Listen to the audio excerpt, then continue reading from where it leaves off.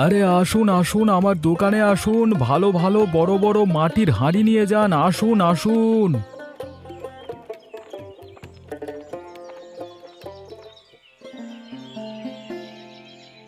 বাবা, ও বাবা, আমাকে দুটো পয়সা দাও।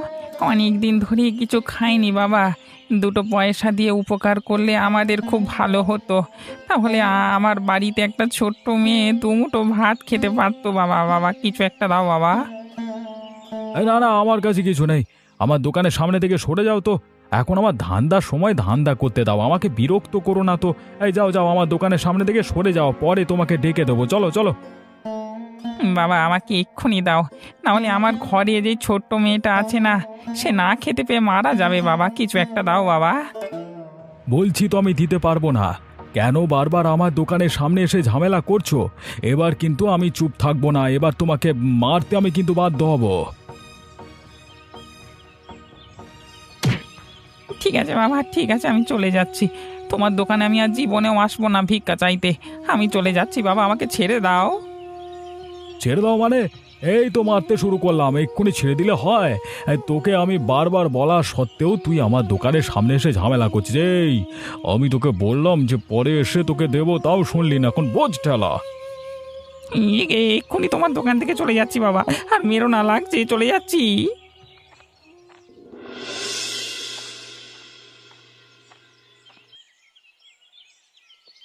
বাবা, ও বাবা, তুমি চলে এসেছো? তা আমার জন্য কি খাবার এনেছো বাবা? না রে মা, আমি তোর জন্য কিচ্ছু আনতে পারিনি। পারলে আমাকে ক্ষমা করে দে। তোর বাবা হয়ে আমি তোকে দুবেলা দুমুঠো ভাত খাওয়াতে পারিনি রে মা।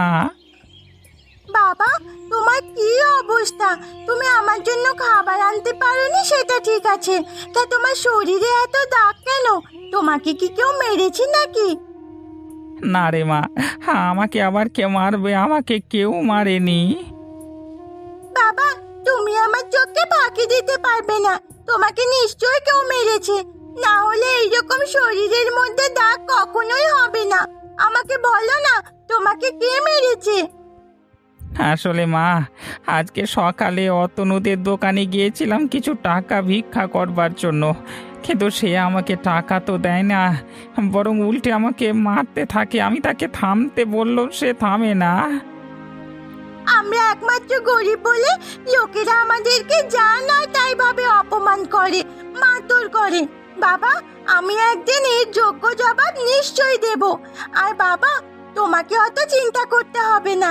আমি একটা লোকের বাড়িতে কাজের জোগাড় করব, আর সেখান থেকে যা টাকা ইনকাম হবে তা দিয়ে আমরা মোটামুটি ভালোভাবে খেতে পড়তে পারবো। না রে মা, আমি তোকে কিচ্ছু করতে দেব না। তোর এখন পড়ার বয়স, কিন্তু দেখ, ওপরওয়ালার কি ইচ্ছে, তোকে এমন ঘরে জন্ম দিল যেখানে তোর মা তো তোকে ছেড়ে চলে গেল। তার উপর দিয়ে আবার আমার এই অবস্থা, তোকে স্কুলে পাঠাতে পারছি না, আবার দুবেলা দুমুঠো খাওয়াতেও পারছি না। আমার এসব ভাবলে নিজেরই কেমন খারাপ লাগে। তুমি অত মন খারাপ করো না বাবা, যা হবার তাই হবে, সব দেখা যাবে। উপরওয়ালা তো আছেন, উনি সব ঠিক করে দেবেন। কোথায় গেলে গো? রান্নাঘরে এসো, তোমার জন্য খাবার বেড়েছি। ঠান্ডা হয়ে গেলে আর খেতে ভালো লাগবে না, তাড়াতাড়ি এসে খেয়ে নাও। এই তো গো গিন্নি, আমি চলে এসেছি। দাও দাও, এবার তাড়াতাড়ি খেতে দাও। খিদের জ্বালায় পেটে একেবারে ছুঁচোয় ডন দিচ্ছে। ওই যে তোমার সামনেই তো খাবার রাখা আছে, খেয়ে নাও তাড়াতাড়ি। বাহ, আজকে তুমি মাছের ঝোল রান্না করেছো? এটা তো আমার খুব প্রিয় খাবার। হ্যাঁ গো, সেজন্যই তো তোমার জন্য রান্না করেছি। তা আজকে কেমন বাজার গেল তোমার? ভালো বিক্রিবাট্টা হয়েছে তো? ধুর, আর বলো না গিন্নি। কেন গো, কি হয়েছে? জানো, রোজকার সকালের মতো আজকেও আমি দোকানে গেছিলাম এবং সেখানে মাটির কলসি বিক্রি করছিলাম। কোথা থেকে দেখি একটা ভিখিরি আমার দোকানের সামনে আসে এবং টাকা চাইতে থাকে। আমি তাকে বারবার বলি যে আমার দোকানে কিছুক্ষণ পর আসবে, তোমাকে টাকা দিয়ে দেব। সে কোনো কথা শোনে না, আমার দোকানের সামনেই বারবার ঘ্যান ঘ্যান করতে থাকে। আমার মাথা গরম হয়ে যায়, আর যে খরিদ্দারগুলো ছিল তারা বিরক্ত হয়ে যায়। তো আজকে আমার ব্যবসা ওই কারণে লাটে উঠে যায় আর কি। সে কি গো, তুমি কি বলছো? আজকে তোমার ভালো বিক্রি বাট্টা হয়নি? না গো, সেরকম বিক্রি বাটা হয়নি। আমার কিন্তু এই ভিকিরিটার উপর প্রচুর রাগ আছে। হ্যাঁ, ভিকিরিটা আমাদের গ্রামের একদম শেষ প্রান্তে থাকে। ওকে কিছু একটা ব্যবস্থা করতেই হবে, না হলে ও বারবার আসবে, আমার ক্ষতি করে চলে যাবে। তুমি বরং এক কাজ করো, তুমি আর আমি আজ রাতে ওদের বাড়ির সামনে যাব, আর ওদের বাড়িটা আগুন দিয়ে পুড়িয়ে দেব। তাহলে ওরাও মরবে, আর আমাদের বিরক্ত করার লোকও কেউ থাকবে না। অর্থাৎ সাপও মরবে আর লাঠিও ভাঙবে না। হ্যাঁ গিন্নি, তুমি ঠিকই বলেছ। ঠিক আছে, আমার খাওয়া দাওয়া হয়ে গেছে, আমি এবার উঠছি গিন্নি। মোড়ল মশাই, অনেকদিন হলো এরকম বিকেলবেলায় হাঁটতে বেরিয়ে পুকুর পাড়ে এসে আড্ডা দেওয়া হয় না। আজকে অনেকদিন পর এলাম, আড্ডা দিতে বড্ড ভালো লাগছে। হ্যাঁ রে শুভজিৎ, তুই ঠিকই বলেছিস। আগেতে প্রায় রোজেরই পুকুর পাড়ে এসে আড্ডা দিতাম, কিন্তু এখনকার যা কাজের চাপ আসছে সেই জন্য আর আসা হয় না এবং আড্ডাও দেওয়া হয় না। তো শুভজিৎ, তোকে একটা কথা বলবো। হ্যাঁ মোড়ল মশাই, বলুন না, কি বলবেন? আসলে আমি বলছিলাম, তোর তো অনেক বয়স হলো, এবার একটা বিয়ে টিয়ে কর। কতদিন আর একা একা থাকবি? এবার তো বাড়িতে একটা বউ আনতে হবে নাকি? হ্যাঁ মোড়ল মশাই, কি যে বলেন না, এখন আমি বিয়ে করব না। আরে লজ্জা পেয়ে তো লাভ নাই রে, বিয়ে আবার করবি না? বিয়ে তো করতেই হবে। তা তোর কোনো মেয়ে দেখা আছে নাকি, নাকি আমি ব্যবস্থা করব? হ্যাঁ, না মোড়ল মশাই, আমি আর কোথায় মেয়ে পাবো? ঠিক আছে ঠিক আছে, তাহলে আমার তো শালি আছে, শালির মেয়ের সঙ্গে তাহলে তোর বিয়ে দেওয়ার ব্যবস্থা করছি নাকি? মোড়ল মশাই, হ্যাঁ বললেই কি হয়ে গেল নাকি? আমাকে তো একটু ভাববার সুযোগ দিতে হবে। আপনি বলেছেন, আমি ভেবে আপনাকে পরে খবর দিয়ে দেব। ঠিক আছে, তাহলে আমাকে খবর দিস। আর চল রে, বিকেল গড়িয়ে যে সন্ধে হতে চললো, এবার বাড়ির দিকে যেতে হবে। হ্যাঁ মোড়ল মশাই, চলুন বাড়ির দিকে চলুন। নাও, এবার তাড়াতাড়ি বাড়িতে আগুন ধরিয়ে দাও, দিয়ে এবার আমরা চলে যাই। চলো, যদি আমাদের এখানে কেউ দেখে ফেলে তখন অসুবিধে হয়ে যাবে। হ্যাঁ গো গিন্নি, তুমি ঠিকই বলেছ। দাও দাও, মশালটা আমাকে দাও, আমি আগুন ধরিয়ে দিচ্ছি। আর এখানে যদি কেউ দেখে ফেলে তখন আমাদেরই অসুবিধায় পড়তে হবে। এদের ক্ষতি করতে গিয়ে আমাদেরই ক্ষতি হয়ে যাবে। নাও, বেশি না বকে তাড়াতাড়ি আগুন ধরিয়ে দাও। চলো চলো, এবার আমরা চলে যাই। আগুন ধরিয়ে দিয়েছি, এবার ওরা জ্বলে পুড়ে মরুক। আমাদের আর কেউ ধান্দার সময় বিরক্ত করতে আসতে পারবে না। চলো চলো, আমরা চলে যাই।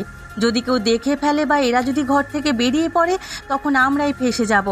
চলো চলো বাড়ির দিকে, কাল সকালে উঠে আমরা খবর পেয়ে যাব যে ওরা মারা গেছে না বেঁচে আছে।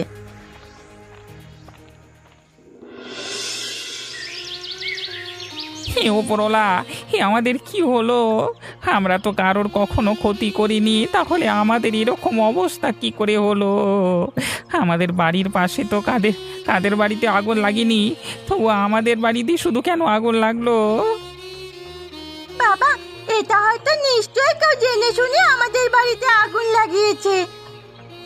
হ্যাঁ রে মা, কেউ জেনে শুনে আগুন লাগিয়েছে, নয়তো আমাদের বাড়িতে ছাড়া আর কারোদেরও বাড়িতে আগুন লাগেনি, শুধুমাত্র আমাদের বাড়িতেই লেগেছে। এটা নিশ্চয়ই কারোর কাজ। ভাগ্যিস ভাগ্যিস আমরা ঠিক সময় বাড়ি থেকে বেরিয়ে পড়েছিলাম, না হলে তো আমরা দুজনেই এখন ওপরে চলে যেতাম। বাবা, এসব অলক্ষণের কথা তুমি মুখে এনো না। যা হবার সে হয়ে গেছে। উপরওয়ালা তো আছেন, উনি সব ঠিক করে দেবেন। আর এই কাজ যে করেছে তাকে শাস্তি দেবেন। তোর মা চলে যাবার পর এটাই আমাদের মাথার ছাদ হয়েছিল, কিন্তু আমাদের মাথার ছাদ নেই। এখন আমরা কোথায় থাকবো, কি করব, কিচ্ছু জানি না। বাবা, এভাবে কেঁদে কোনো লাভ হবে না। আমরা বরং এক কাজ করি, মোড়ল মশাইয়ের কাছে গিয়ে মোড়ল মশাইকে সব ঘটনা বলি। উনি হয়তো আমাদের কিছু সাহায্য করবেন। হ্যাঁ রে মা, তুই ঠিকই বলেছিস। শুধু শুধু বসে থেকে তো কোনো উপায় পাওয়া যাবে না। এর থেকে বরং মোড়ল মশাইয়ের কাছেই যাই, গিয়ে কিছু সাহায্য চাই, চল।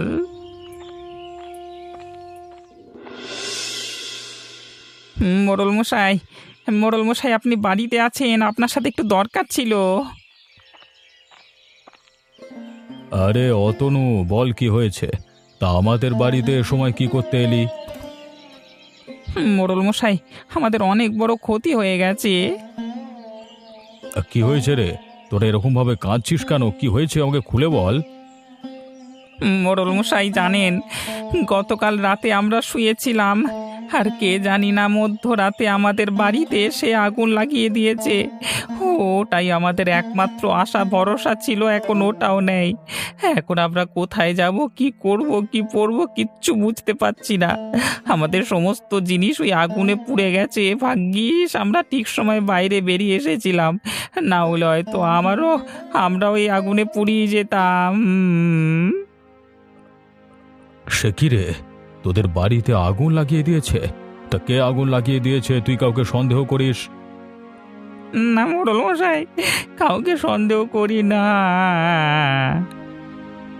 ঠিক আছে ঠিক আছে, তোরা যখন আমাদের বাড়িতে এসেছিস, তোরা বরং এক কাজ কর, আমাদের বাড়ির পাশে একটা ছোট্ট কুঁড়ে ঘর মতো আছে, ওখানেই তোরা কদিন থাক। আর আমি এ বিষয় নিয়ে তদন্ত করে দেখছি যে কে এই কাজটা করেছে, তারপর তাকে উপযুক্ত শাস্তি দেওয়া হবে। হ্যাঁ হ্যাঁ মোড়ল মশাই, আপনি দয়া করে তাড়াতাড়ি দোষীকে খোঁজার ব্যবস্থা করুন। ধন্যবাদ আপনাকে। হ্যাঁ, আপনি আমাদের আমাদের থাকবার জন্য ব্যবস্থা করে দিয়েছেন। তা করব না তো কি করব? আমি গ্রামের মোড়ল মশাই, গ্রামের লোকেদের সাহায্য করবার জন্যই তো আমি আছি। সে বড় লোক হোক কিংবা ছোট লোক, আমি সবাইকে সমান চোখে দেখি। ঠিক আছে অতনু, তুই যা, এখন ওই ঘরে গিয়ে একটু বিশ্রাম করতে যা।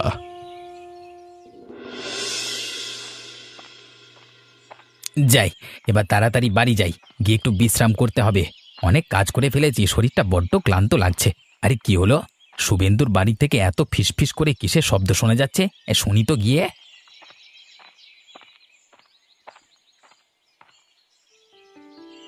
গিন্নি, আশা করছি গতকাল রাতে আমরা অতনুর বাড়িতে যে আগুন ধরিয়ে দিয়ে এসেছিলাম, সেই আগুনে পুড়ে অতনু আর অতনুর মেয়ে মারা গেছে। ওরা মারা যাওয়াই ভালো, বড্ড ঝামেলা করতো তুমি যখন দোকানে থাকতে। হ্যাঁ, বড্ড ঝামেলা করতো।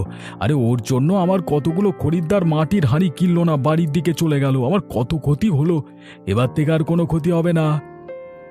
হ্যাঁ গো, তুমি ঠিকই বলেছ, বড্ড ঝামেলা করতো ওরা তোমার ধান্দার সময়। এখন ওরা হাড়ে হাড়ে বুঝতে পারবে যে কত ধানে কত চাল। কি শুভেন্দু এসব কি বলছে? ওই তাহলে ওদের বাড়িতে গিয়ে মধ্যরাতে আগুন লাগিয়ে দিয়েছে। যাই তো, শুভেন্দুর সাথে একবার সরাসরি কথা বলি।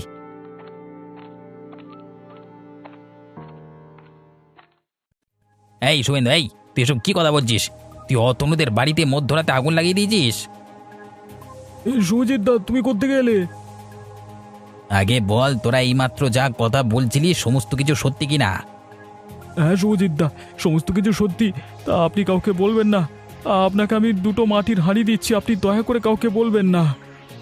ঠিক আছে, তাহলে দে আমাকে দুটো মাটির হাঁড়ি দে। আর আমিও ভাবছিলাম যে তোদের দোকান থেকে একটা মাটির হাঁড়ি কিনে নিয়ে যাব। বেশ ভালোই হয়েছে, কোনো টাকাই লাগলো না, অথচ দুটো মাটির হাঁড়ি পেয়ে গেলাম। ঠিক আছে, আমি এখন আসছি রে।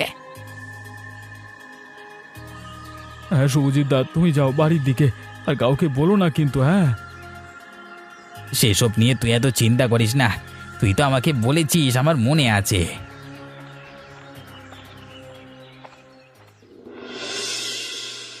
আসুন আসুন, আমার দোকানে আসুন, ভালো ভালো বড় সাইজের মাটির হাঁড়ি নিয়ে যান, আসুন।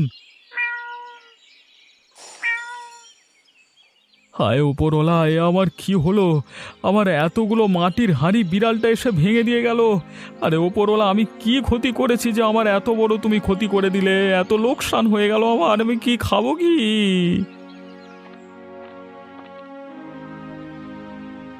আরে কি হলো গো শুভেন্দুদা, তুমি এইভাবে কান্নাকাটি করছো কেন? কিছু হয়েছে নাকি? আর তোমার দোকানের সামনে এত মাটির হাঁড়ি ভাঙা কেন? কেউ কি এসে হাঁড়িগুলো ভেঙে দিয়ে গেছে নাকি? কি বলবো রে দিব্যেন্দু, সকাল থেকে বেশ ভালোই মাটির হাঁড়ি বিক্রি করছিলাম। হঠাৎ করে একটা বিড়াল আমার দোকানে আসে এবং আমার দোকানের প্রায় বেশিরভাগ হাঁড়ি দেখ না ভেঙে ফেলে দিয়েছে। এবার তুই বল আমি কি করব? আমার যে অনেক বড় লোকসান হয়ে গেল।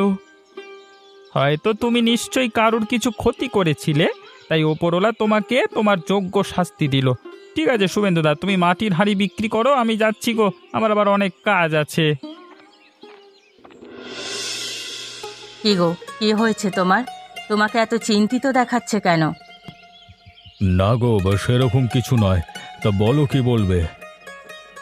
না, আমি বেশ ভালো করেই বুঝতে পারছি তুমি কিছু একটা ব্যাপার নিয়ে চিন্তায় আছো। তা কি হয়েছে আমাকে খুলে বলো না।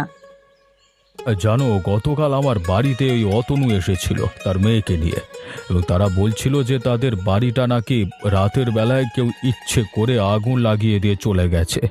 সেটা নিয়ে একটু চিন্তা করছি যে কে এই আগুন লাগাতে পারে। তা তোমার সহকারীকে বলো না যে এই ব্যাপারটা নিয়ে একটু তদন্ত করতে। তুমি এত চিন্তা করছো কেন? তুমি যদি এত চিন্তা করো তাহলে তোমার শরীর খারাপ করবে তো। আসলে গিন্নি, শুভজিৎ তো পাশের গ্রামেতে একটু কাজের উদ্দেশ্যে গেছে। আজকে তো তার চলে আসবার কথা, হয়তো বিকেলে আসবে। বিকেলেই তাকে খবরটা দেব। তারপর থেকেই ও তদন্ত করা শুরু করে দেবে। তখন আমি আর অত চিন্তা করব না। তবে এখন শুভজিৎ নেই, তাই তো আমাকে একটু চিন্তা করতে হচ্ছে যে কে এই নোংরা কাজটা করতে পারে এদের সাথে। তা যেই করুক সে কিন্তু খুব খারাপ করেছে। একে তো তাদের কোনো কাজবাজ নেই, ভিক্ষে করে দুবেলা দুমুঠো খেতে পায়, তাও কিনা সন্দেহ। তাদের সাথে যে এরকম করেছে তাদের একদম চরম শাস্তি পাওয়া উচিত। হ্যাঁ গো গিন্নি, তুমি ঠিকই বলেছ। সেই জন্যই তো যত তাড়াতাড়ি সম্ভব যে এই কাজটা করেছে তাকে খোঁজাটা আমাদের অত্যন্ত জরুরি। কি হয়েছে গো? তুমি সেই দোকান থেকে এসে কেমন মনমরা হয়ে বসে আছো? ভালোভাবে আমার সাথে কথা বলছো না। কি হয়েছে তোমার? আমাকে খুলে বলো না। গিন্নি জানো, আজকে আমি দোকানে গিয়েছিলাম, মাটির হাঁড়ি বিক্রি করছিলাম। কোত্থেকে জানি না একটা বিড়াল এসে কেলো করে দিয়ে চলে গেল। আমার অনেকগুলো মাটির হাঁড়ি ভেঙে ফেলে দিয়ে গেল। ওর অনেক টাকার ক্ষতি হয়ে গেছে গো। সে কি বলছো? একটা বিড়াল এসে তোমার সমস্ত মাটির হাঁড়ি ফেলে দিল? তুমি বিড়ালটাকে তাড়াতে পারোনি?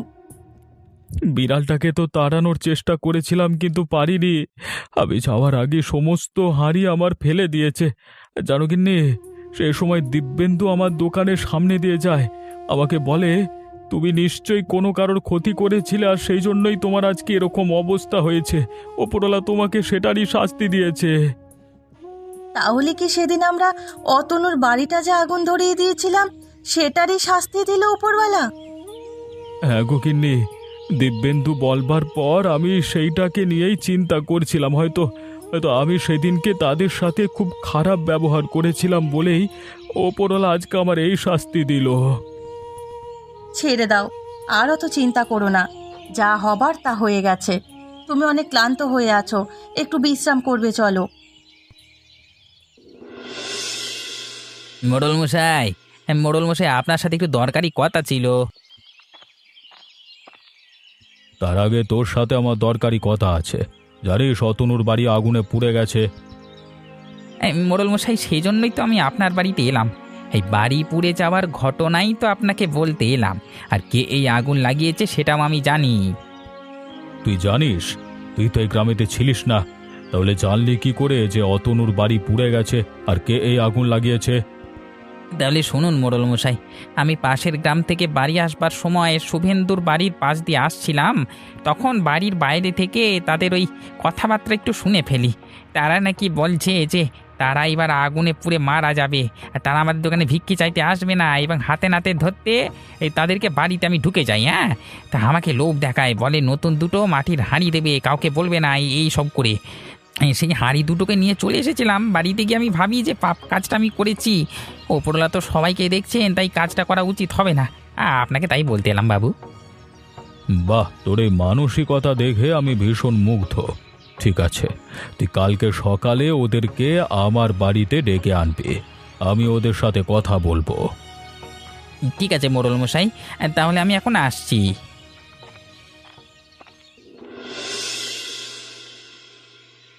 মোড়ল মশাই, আপনার কথা মতো এদের সকলকে ডেকে এনেছি। মোড়ল মশাই, আমাকে সকাল সকাল কেন এখানে ডাকা হলো? আমি কি কিছু করেছি মোড়ল মশাই? কি করেছিস মানে? তুই আমার থেকে লোকাবি? আমাকে শুভজিৎ সমস্ত কথা এসে বলে দিয়েছে যে তুই ওকে কিভাবে লোভ দেখিয়েছিস, আর তুই অতনুদের বাড়িতে যে আগুন লাগিয়েছিস সেই সমস্ত কথা আমাকে সব বলে দিয়েছে। শুভজিৎ দা, তুই সব বলে দিলে যে আমি সব কাজ করেছি। তাহলে তোমাকে আমি যে মাটির হাঁড়ি দুটো দিলাম সেটার কথা তুমি রাখলে না। তার আগে তুই বল যে তুই এরকম খারাপ কাজ করলি, তোর একবারও বিবেকে বাঁধলো না যে ওরা খেতে পায় না? আরে তাদের একটা মাত্র মাথার উপর ছাদ আছে, সেটাও তোরা নষ্ট করে দিলি। তোদের এতটুকু লজ্জা লাগে না? মোড়ল মশাই, এদেরকে কঠোর শাস্তি দিন না। সে তো দেবই। শুভেন্দু, তুই আর তোর গিন্নি এক্ষুনি এই মুহূর্তে গ্রাম ছেড়ে চলে যাবি। এই গ্রামেতে যেন আমি তোদেরকে আর দেখতে না পাই। মোড়ল মশাই, এরকম হবে না, আপনি আমাকে এবারের মতো ক্ষমা করে দিন না মোড়ল মশাই। না, আমি তোকে ক্ষমা করব না। তুই এক্ষুনি গ্রাম ছেড়ে চলে যা। আর তুই যে বাড়িতে থাকিস সে বাড়িতে এখন থেকে অতনু আর তার মেয়ে থাকবে। এটাই হলো তোদের শাস্তি। মোড়ল মশাই, এই দুটো মাটির হাঁড়ি কি করব? ঠিক আছে, দুটো হাঁড়ি যখন আছে তাহলে বাজার থেকে 2 কিলো খাসির মাংস নিয়ে আয়। আজকে মাটির হাঁড়িতে খাসির মাংস রান্না করে খাবো।